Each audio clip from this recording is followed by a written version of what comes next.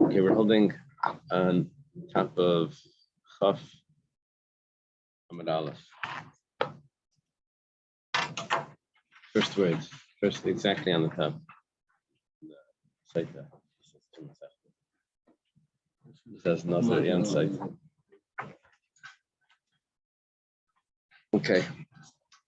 We thank Hashem that we're able to learn every day.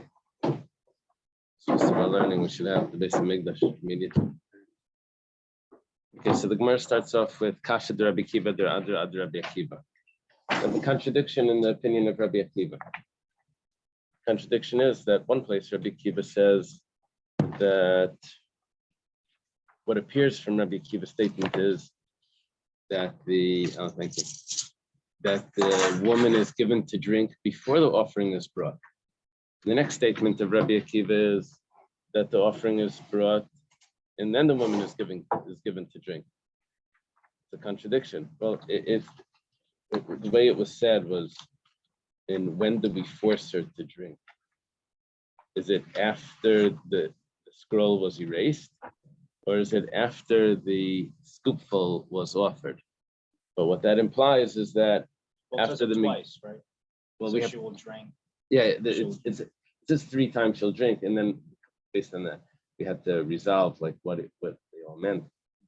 But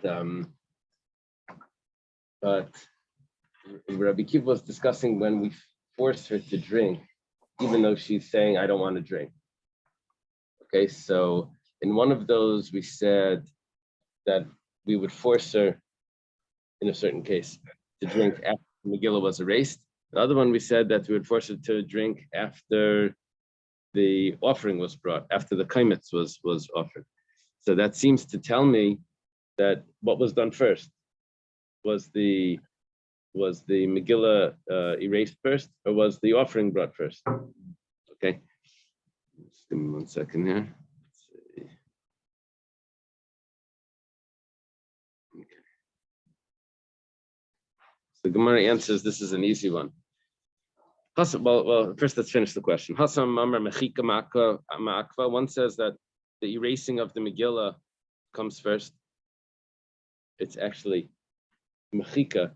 If the Megillah was not erased, then that will stop us from forcing her to drink. It's like the two opposites. And here we say kaimetz makiv, that if the offering was not brought, the scoopful wasn't brought, that will stop us from forcing her to drink. The Gemara says, don't worry about that. But these are 2 students that are saying in the name of Rabbi Akiva knows what exactly Rabbi Akiva's opinion is, if he holds like Reb Shimon that says that the offering was brought first, or if he holds like the Rabbanan that say that the Megillah was erased first, or the Rabbanan that say that the Megillah was erased first and then the offering was brought. Am I getting that correct?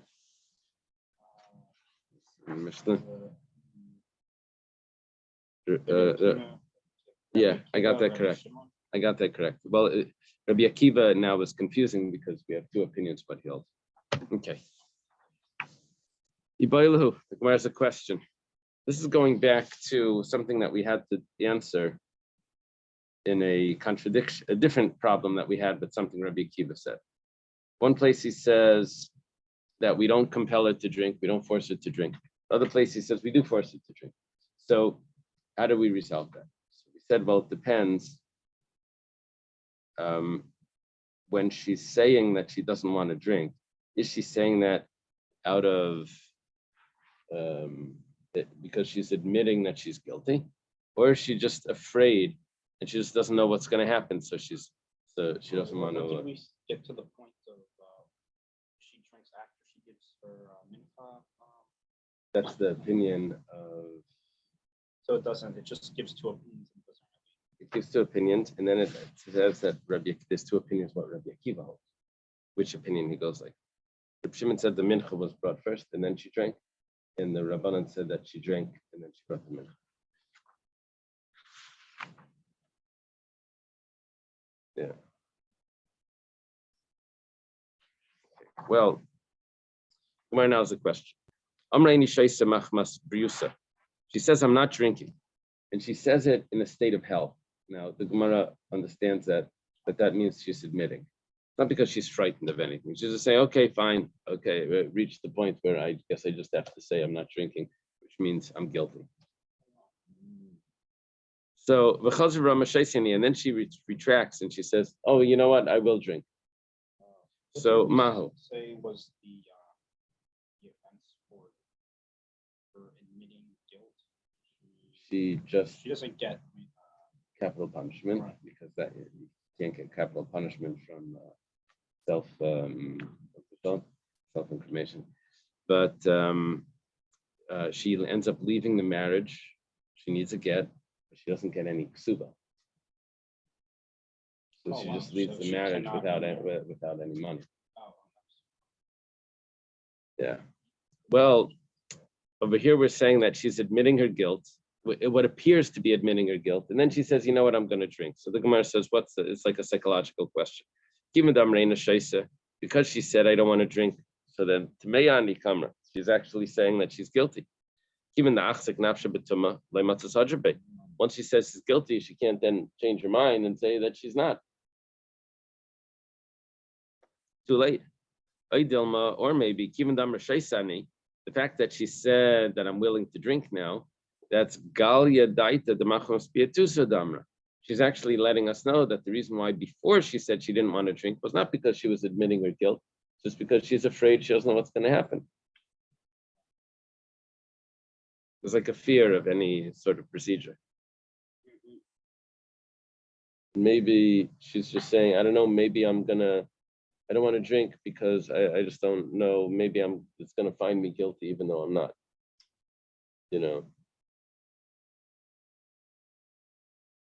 Having faith in the procedure. She has too much faith in the procedure. She thinks it's very strict. It's going to catch her on something she didn't do. Yeah. Catch her on something she didn't do. Then that's no faith in the procedure. It has to be faultless, right? Yeah, but she's afraid that it's going to be, it's going to have some harmful effect on her. But she's really innocent. She's really innocent, yeah. So do we say that when she said before she didn't want to drink, that's really because she was just afraid, but not because she was admitting? The Gemara says, Teku. We don't have the answer to this. Wow. Does it talk about how much she needs to drink? That doesn't, so far we didn't say how much of it she needs to drink. We did say that there was a question if she can drink it with straw, though. Amar Avu the Shmuel's father says, you have to put some sort of bitter substance into the water. My timer, why do you have to do that? The waters are bitter because the bitter waters, because it causes bitterness. It causes her to die, possibly.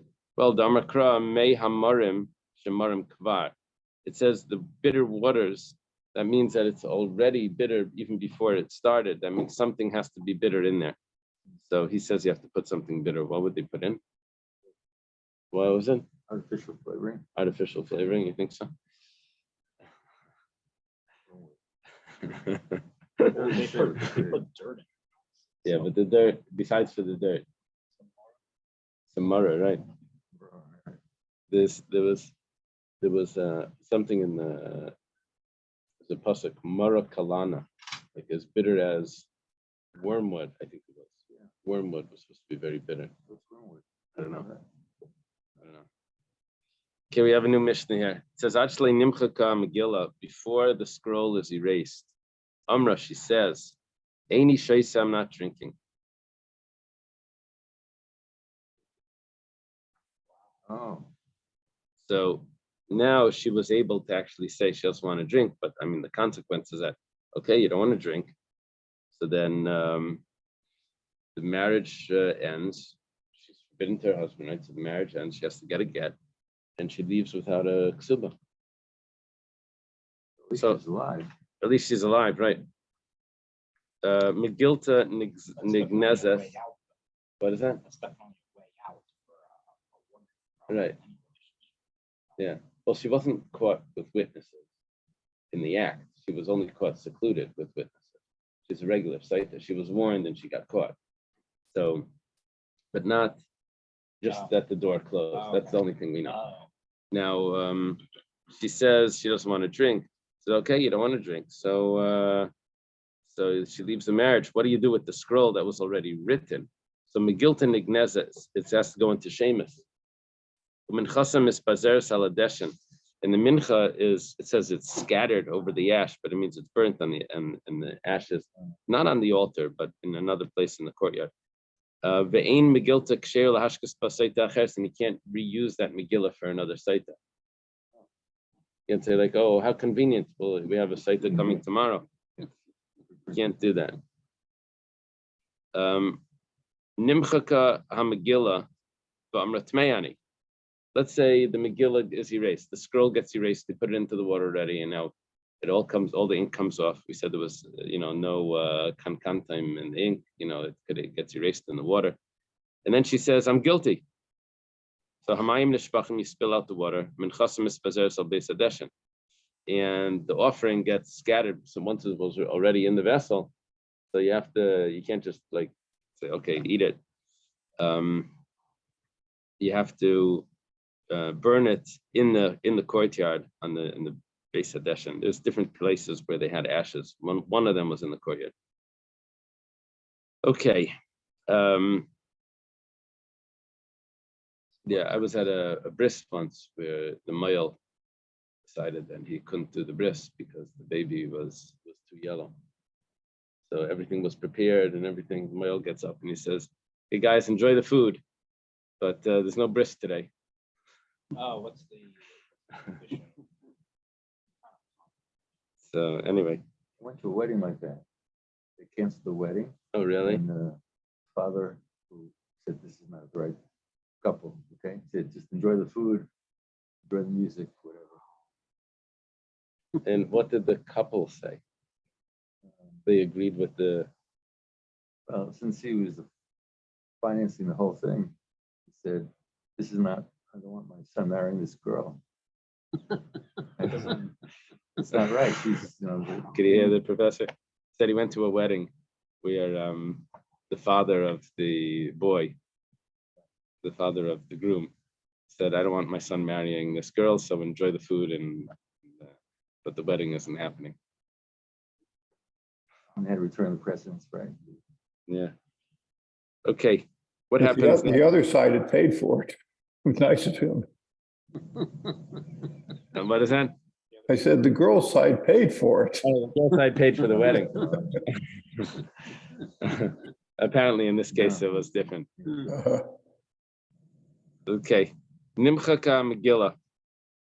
Let's say she says, let's say the scroll is already erased. Now it's already trouble because now we don't want it to get away with just making announcements here and there, refusing to drink. Bamra, she says, "Any shaisa, I'm not going to drink." You see, before when it was erased, she says, "I'm guilty." So why are we going to give her to drink? We know already what the story is. She said she's guilty. So she doesn't drink it. But here she's not saying that she's guilty. She's saying "Any shaisa." She's just saying, "I'm not drinking." Now let's add in. She's saying she's not drinking because she's nervous about what's going to happen about the procedure. So in this case, we said Ma'ar Naisa Mashkes Balkarcha, that we force her to drink and we, against her will. Eina Maspekas Lishtais, she doesn't finish drinking. Achapinam Marikas till her face turns green. Veina Boltais, her eyes pop out. Vehimis Malas Giden, her neck, I think, fills up with veins. Vehimaimrim, and they say, remove her quickly before she contaminates the courtyard. We'll see in the Gemara. They have like other I think they're going to carry her out. Yeah. No, The 'cause it Hatzala. spoke before. Oh, Hatzala comes in. Im yesh lazchus, if she says that she has, if she has any sort of merit. So Haisa Taila, we had a machlekes about this before, which it was mentioned before, but it's also in the next Mishnah coming up in a few days.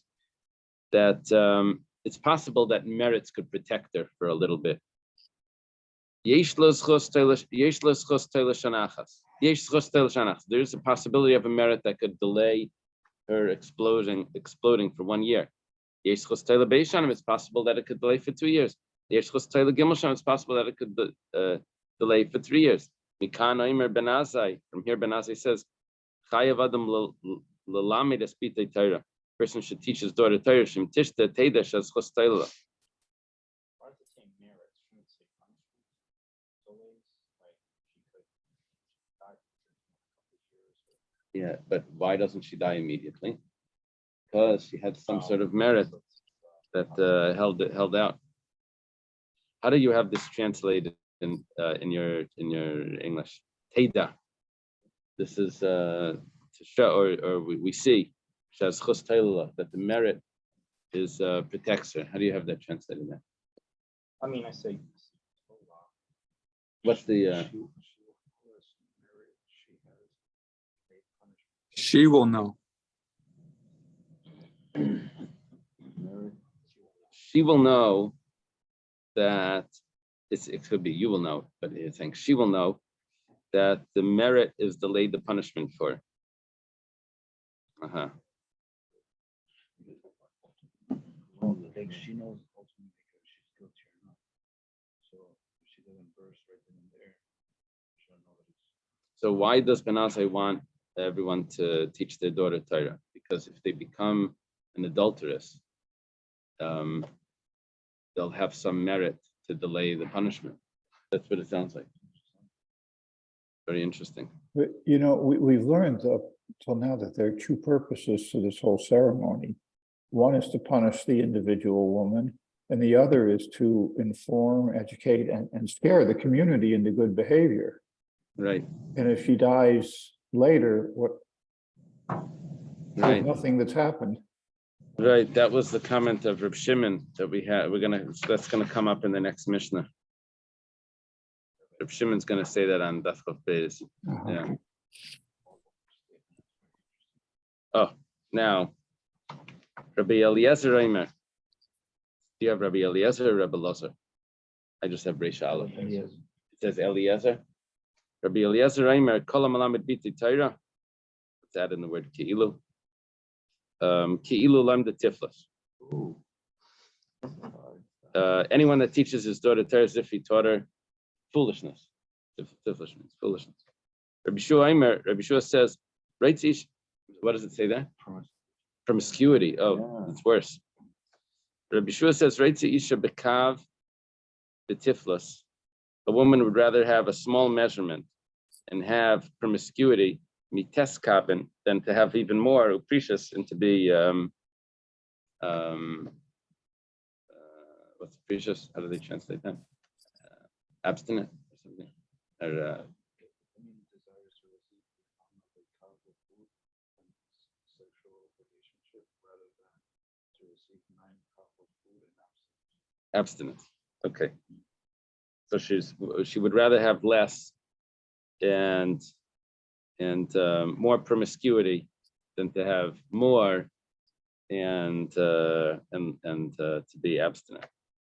He would say, I guess this is Rabbi Yeshua, Chassid Shaita, a chassid that's a fool. Remember how the Gemara translates this? Anyone remember? Know what a chassid shaita is in the Gemara?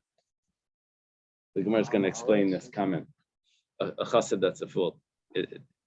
The Gemara is going to translate it as a man that sees a woman drowning and he says he can't save her because he doesn't want to touch her. Yeah, that's a chassid that's a fool. Rasha Aram, a wicked person. That's Aram means like conniving. The Isha Prusha. Now this is a little surprising. This says a woman that's abstinent, but it's not really referring to that. It's referring to like a fake sort of holiness, like a faker. Umakas Prushim, and also the put over here is someone that like hurts himself, making believe that he's so humble or something. These are people that destroy the world. The Gemara is going to elaborate on all of these things. Amar Rabbi Yehuda Amar Shmuel, Mishum Reb Meir. Rabbi Yehuda says in the name of Shmuel. Okay, Rabbi Yehuda is a student of Shmuel, and Shmuel says in the name of Reb Meir. So Shmuel probably did not see Reb Meir, but he heard this over from Reb Meir. K'shayisi lamad Torah etzel Rabbi Akiva. Reb Meir says, when I studied Torah by Rabbi Akiva, we know Reb Meir had a few teachers. We know that he went to Rabbi Akiva. We know that he learned by Acher, that's Elisha ben Avuya. We know that he also went to Rabbi Shmuel, it was by Rabbi Shmuel, and he also got smicha from Rabbi Yehuda ben Bava. So here it says, when I studied Torah by Rabbi Akiva, I would put, how do we translate it? Vitriol? Copper sulfate. Put copper sulfate into my ink, which makes it not erasable. Rabbi Akiva never said anything. That was fine. When I came to Rabbi Shmuel, Amali, he said, Bini, my son, what do you do? I said, I gave my business card. I said, Lavlarni, I'm a scribe. Amali, he said, Bini, you should have to be very careful, my son. Your work is the work of heaven. It is. Lest you leave out one letter, or you add an extra letter. Could destroy the whole world. Why does he destroy the whole world with one letter? I guess, if he says Hashem Echad or something, he switches that. It seems like he's adding or omitting a letter from the Torah, all right. Oh, the Rashi says. He says, Elikim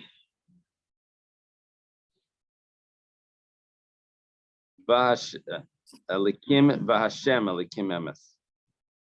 I think if he adds that, like making it look like there's other gods above.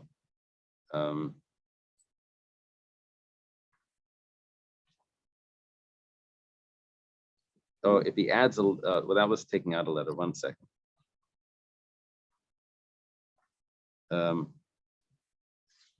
Gracious Baroi Elikim. That means Elikim created plural. Elikim plural. Elikim is a plural name of Hashem. Yeah. But that's just because like the royal we. That doesn't mean that it's really plural. But if the verb would be plural as well, then that would be problematic. Bara is a singular verb. But it would say barai. Baru. Yeah. Baru would be a plural. If we drop the E. Oh, that's what is very good. Okay. So, I'm sorry, that was what Rashi was saying there is if he says instead of Hashem Elikim Emes, it says Hashem Elikim would say Mace. If you drop the Aleph from Emes, that would be a problem. Okay. So he says,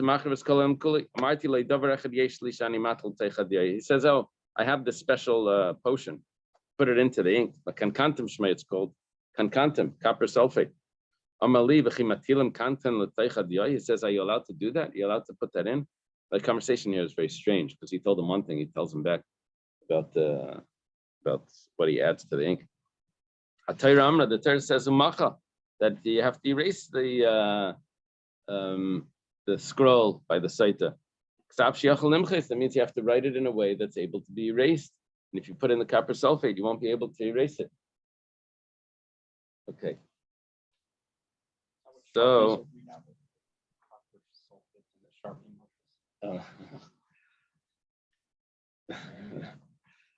funny. Yeah. So, Mike Mahadli, what was the conversation here? What just took place? Achid Kamalei. This was the conversation. We missed a piece of the conversation. It says, not only am I an expert, Reb Meir is responding to Rabbi Shmuel, not only am I an expert in chaseres v'yaseres, that means the missing letters or the extra letters, I know exactly what letters are in the Torah. But even if you're concerned that maybe a fly is going to come, maybe he's going to come, he's going to sit at the edge of the dalet of echad, he's going to like scratch it with his foot, and it would take away the edge of the dalet and turn it into a reish. He says, don't worry about that. Why? Because I have this potion, I have this copper sulfate, I put it into the ink and it doesn't get erased. So we're good to go. So there was a one part of conversation that he added. He says, don't worry, I know all the letters. And then he says, and don't worry about it getting erased. Aini, is that really what happened? But Tanya, we have a brisa. Amar Reb Meir. Reb Meir says, "Kashisi lamateitz Rabbi Yishmael." When I was studying Torah by Rabbi Yishmael,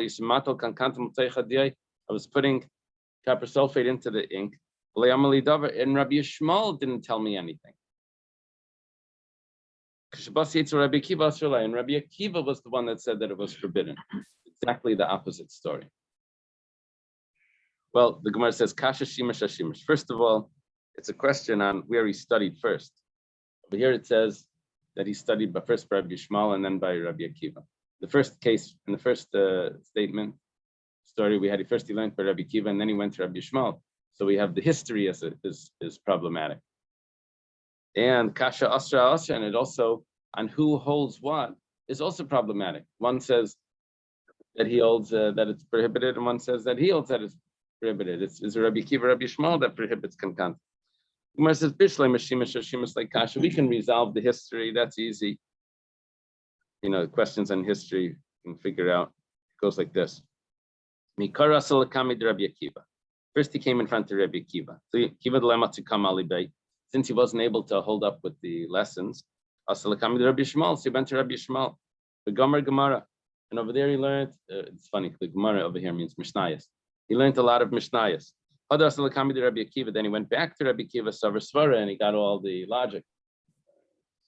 And he got you see, you can't learn the logic until you know the Mishnayos to compare the logic, compare one to another. But he didn't know the Mishnayos yet. So he went to Rabbi Yishmael and the Mishnayos, then he went back to Rabbi Akiva. Does this happen in Lahavdil, in university? People try to go to more advanced class and then they can't keep up. So they go to a more basic class and then they have to come back to that. The classic is different. They go first to the University of Chicago, and they learn kind of economics. And they come to Harvard and they say, wait, it's totally different. That what they told you was all wrong. And then they go to Yale, and that's the third school. But wait a minute, I learned this over there in Chicago. And so that's kind of the case. Prohibited is allowed. Yeah. So the Gemara says, the history we could resolve. He said he went here and then he went there and then Hadrasa and then he went back. So that we can resolve. Ella Asra Kasha. But who holds what? Yeah. That's problematic. The Gemara says, you're right, Kasha. We have a question on that. We don't have an answer. So what do they do? They just move on. In my case, the guys go to South America. They become the minister of economics. And they mess up. They take a little bit here from there and leave wealthy men. Tanya was taught in a brisa. We'll see, it's not so simple. It could be that you are allowed to use copper sulfate in the ink. Oh, you are. Rabbi Yehuda says, Reb Meir would say, Lakol matilim kankantem l'teichadiyai. For all types of writing, you're allowed to put kankantem, the copper sulfate, into the ink. Chutz mi parshas Sota Daf, except when you're writing in the Sefer Torah. I'm adding that in based on Rashi. When you're in the Gemara, it's going to explain like this. When you're writing the Torah, you have to have a separate ink for the section that has the Saita. That's the portion of Parshas Nasi. You have to write it with a different ink. The whole Torah you can use kankantem, but that section you can't use with kankantem because that section could be erased. You can't use kankantem, which is the copper sulfate, which doesn't erase. Rabbi Yaakov Aimer Mishmai. Rabbi Yaakov says in the name of Reb Meir, Chutz mi parshas Saita shel Mikdash. Not in a Sefer Torah. Sefer Torah, you can use the kankantem in the whole Torah.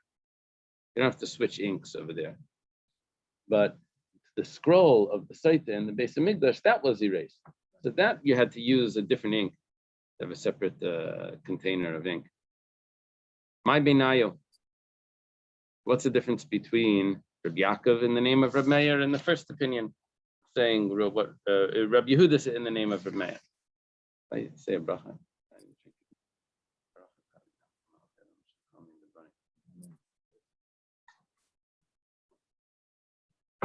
Amar Yirmiyah. Yirmiyah says, Limchik lam min ha-Torah k'binayu. Are you allowed to take a Torah scroll and erase the piece out of the Torah scroll itself? One opinion says yes. That's Rabbi Yehuda in the name of Reb Meir. So that's why when you're writing the Torah scroll, you can go back and fill it in. I assume, because the Torah scroll that's missing a word, you can just erase around it and fill it in small. And you could squeeze in words. And tefillin has to be written in order. Torah scroll doesn't have to be written in order. Why would you erase it? For the Saita, It doesn't have to be written for her. oh, that's going to be part of this. That's part of this. Yeah. So, Vahani Tanai Kiani Tanai. And this machlaikas is actually based on another machlaikas. The Tanya was taught in a brisa, Ein Megilasa Ksheira Lahashkas Basaita Acheres. The first opinion of the brisa says, and Chafam Bey is about 6 lines down, that you can't use the scroll of one saita for another saita. Rabachi bar Yoshia Aimer, Rabachi bar Yoshia says, Megilsa Kesher Lashkas Saita Acheres. You can use the scroll for another saita. It's not a problem. So what comes out is like this. According to the opinion of Rabbi Yehuda in the name of Reb Meir, it's funny, it's Rabbi Yehuda is his friend. Rabbi Yehuda says in the name of his friend Reb Meir that you're allowed to erase the part of the Torah scroll. You're allowed to use the Torah scroll itself for the Saita, because he holds, like Rabachi Bar Yoshia, that you can use the parchment from that was written for one woman for another woman. It doesn't have to be written specifically for this woman. It doesn't have to be written lishma for her. And the Reb Yaakov that says no, you can only use the scroll that's in the separate scroll. That's because he holds that it needs to be written specifically for that woman. So you can't use the Torah scroll. The Torah was written just for a Torah, and now you're just going along and taking it and erasing it for just to save this marriage. So the question is that allowed? Well, that's a machlekes if you're allowed to do that, based on if it was written for her or not. Why are you surprised? I think there are specific phrases that have to be written in the parchment. You would, yeah, that has those phrases. The Torah has exactly those phrases, and we would just like bend it over and put it in the water and erase it. Yeah. Do it from real Torah. According to this first opinion, Rabbi Yehuda, in the name of Reb Meir, they could use a real Torah. That was exactly where Yeah. According to Rabbi Yaakov, in the name of Reb Meir, you couldn't. Now, the real question is: are you allowed to use one scroll from one woman for another woman? If we're matching up that if you're allowed to use a Torah, then you can also use from one woman to another woman. If you can't use the Torah, then you can't use from one woman to another woman, because it needs to be written specifically for that woman. That's what we're thinking. We're assuming that these are exactly matching opinions. Previously, the parchment was written, and she confessed, like they would go to shame. Yeah, no. If the parchment was written, it would go to Shemus. Over here was already a scroll. It doesn't have to go to Shemus. It's a kosher Torah. Yeah, but technically you can use one parchment for another one. That you cannot. You cannot. You cannot, according to that opinion. Right?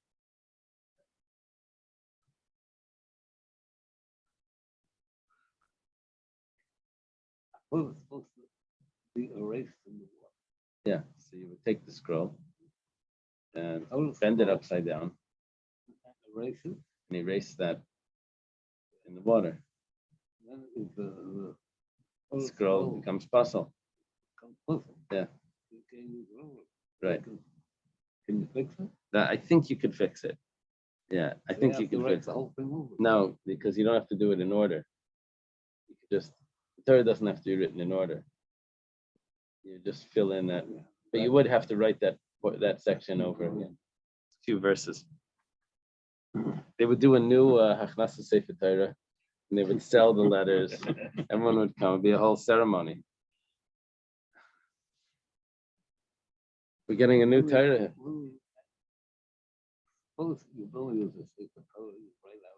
Just on the scroll.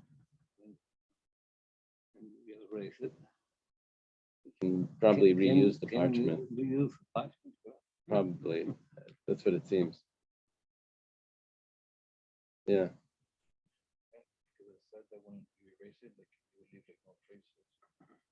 Yeah. I assume you could reuse the parchment. So today we have disposable pens, right? You just use them, throw them away. Then they have disposable, Non-disposable paper. non-disposable paper. So the Gemara says actually Amar of Papa not necessarily matching because Dilma Loihi, maybe these two arguments about using the scroll from one woman to another woman or using a Sefer Torah is not comparable. Why?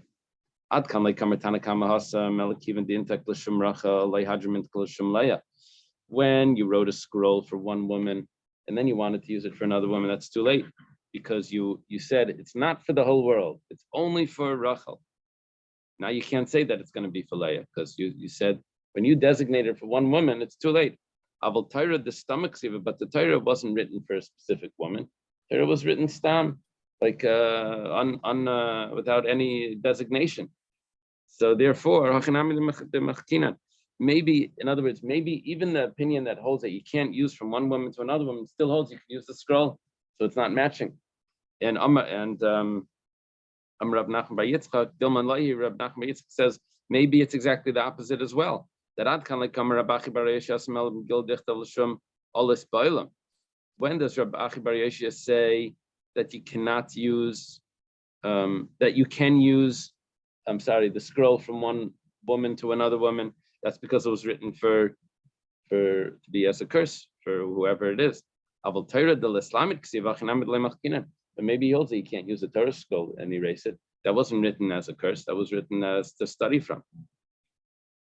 The Gemara asks a question now. So in other words, basically where we're left right here is that we have two machlekasim, but they're not necessarily matching up. In other words, it could be that both opinions will agree with, both opinions of one machlekes will agree with one opinion or the other opinion of the other machlekes. It's not parallel. Ravachi Bar Yishia, the Gemara asks, Leslie Kosav Lagar says, Yishte v'nimlach matzu ben Irei v'amalei shmi k'shimcha v'shem yishti k'shem yishcha Kosav Lagarish. But let's say there's a guy who wants to divorce his wife.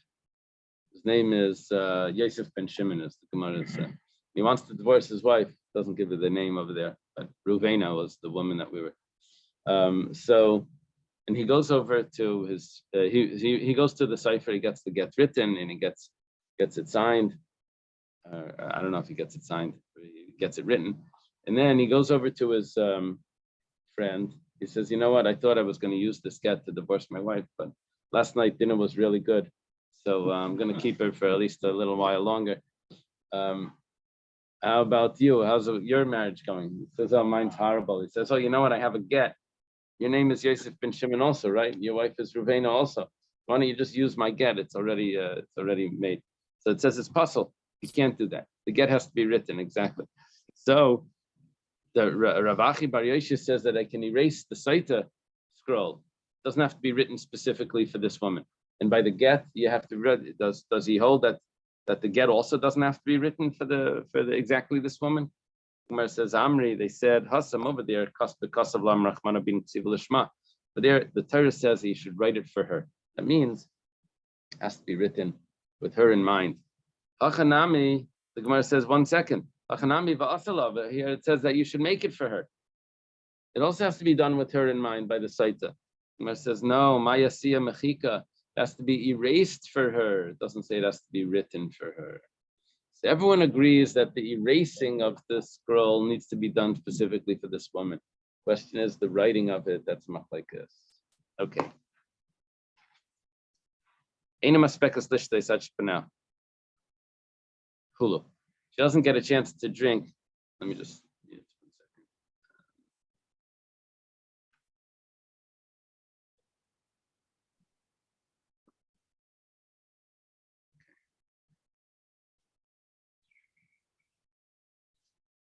She doesn't even finish drinking before her face starts turning green and all of that. Mani, who's the author of our Mishnah? Reb Shimoni, must be Reb Shimon. Damar makar ves minchasa v'achkach mashke. That says first you bring the offering, then you give it to drink. Because according to Reb Shimon, if you would have to bring the offering later, if you didn't bring the offering yet, then the waters would not work. So here we're saying that she starts to explode right away. The kamad like min chasle bad kilamaya, because until the offering is brought, the waters don't check her. Doesn't hold about the merits. He doesn't know about the merits either. The ksiv mincha sikarin masker savan. It's a mincha of remembering. It remembers the sin.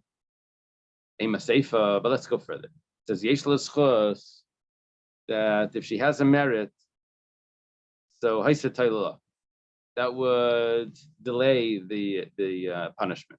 Asan l'Rabbanan, that doesn't fit with Reb Shimon. We quoted Reb Shimon before, and it's Mishnah coming up. Reb Shimon doesn't hold a bet. The Reb Shimon, Reb Shimon holds that there's no such thing as merits by the sight of waters. Mar says, you don't have to confuse this and say that which opinion is this? One part fits with Reb Shimon, one part fits with Rabbanan. How does this work? He says, don't worry about it. It's Rabbi Akiva. He says, first you bring the offering, and then you have her drink, which was the opinion also of Reb Shimon, but it's also the opinion of Rabbi Akiva, according to one view. And Rabbi Akiva holds like the Rabbanan regarding the schus. So you don't have to tell me that it's Reb Shimon's view, and then have a question, how do you have the next part? Just say it's Rabbi Akiva's view, and he holds like both parts of the Mishnah. And they said that she has to be removed quickly before she explodes and contaminates the courtyard. My time, or what's the reason why she needs to be removed? To Dilma Mesa. Maybe she'll pass away. Lamaimer is this to say the mace the mace asr b'machan elavia, that you can't have a corpse in the azara, in the courtyard. This is the outer courtyard, not the inner courtyard. The outer courtyard was considered machan elavia. And that's not a problem to have a corpse there to be contaminated. But Tani, we have a brisa. Tami meis matali kanis machan elavia. A zav wasn't allowed to be there, but a tami meis was. Tame mace Is more tame, but Right. but it's a different sort of tuma, different quality of tuma. Therefore, it was allowed to you be don't in. just rank it by most too much. No, it gets ranked by. I think it also has to do with. Less too much prohibited. Therefore, we can say that one more. Yeah, Definitely. what you're saying makes sense. But nevertheless, I think it has to do with that the zav was considered also like the Balkari was considered maybe like they didn't have the right mindset. I mean, Southern bunker. two types of emissions that would come from the body. That would maybe considered like they didn't have their mind wasn't in the right place. But Tummy Mace was not. Tummy Mace was came in, did a funeral. Or the corpse itself. Not only someone that did the funeral,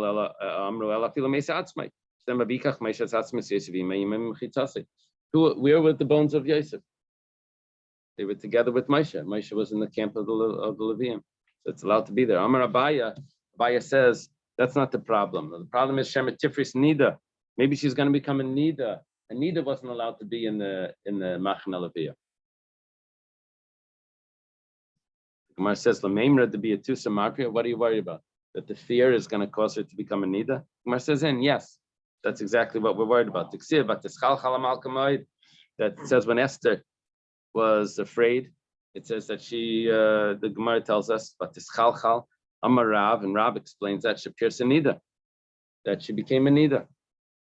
Gemara says, Vanan Tanan, but we have a Mishnah that says the opposite. It says, Charada Mesalekes Damim. It says that a woman is considered pure if she doesn't know. Sometimes we can assume that maybe she became tummy earlier, but we don't say that if there was harada, like if there was a siege on the city and everyone is afraid. So we don't say that she was tame, that it goes back. Only when she becomes tame is when she becomes tame. There's no tumas mafreya. We don't assume that she was tame, because harada, the fear, removes the blood, not makes her bleed. Removes the blood. Here you're telling me that the fear makes her bleed. It's a contradiction. Gemara says pachta tzames pietusa marpa. You're right. There's fear, and then there's shock. Fear is like a worry. Oh yeah, I'm afraid. I don't know what's going to happen. So he says that like squeezes the blood in. That holds the blood in. But a shock would cause her to relax, and that the blood would come. Okay, let's leave this over here. Okay, have a good day, everyone. Rabbi. Yeah. Thank So, you. no, when Rabbi sorry? Eliezer, when Rabbi Eliezer is talking about teaching a daughter Torah, right? Yeah. About it being tiflis. That seems to be in the context of the Sota getting merit and living longer if she has studied Torah.